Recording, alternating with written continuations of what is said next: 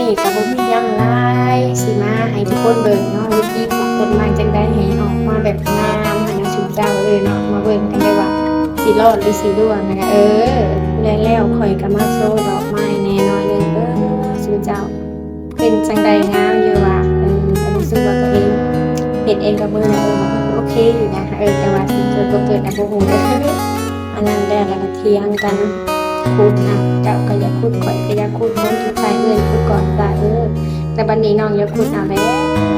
ไปเจ้าไปข่อยเฮ็ดเองว่าสั่นสิสู้สิมือจักหน่อยให้นะ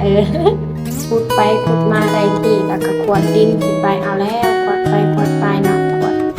ดินแล้วเฮาสิมาเขาเลยสั่งบอกอันนี้ใส่หยังบ่ฮู้นะจะแต่ว่าใส่ลงไปจ้านี่เทลงไปเลยใส่น้ำบัดนี้โคเลให้เนื้อหนังเข้ากัน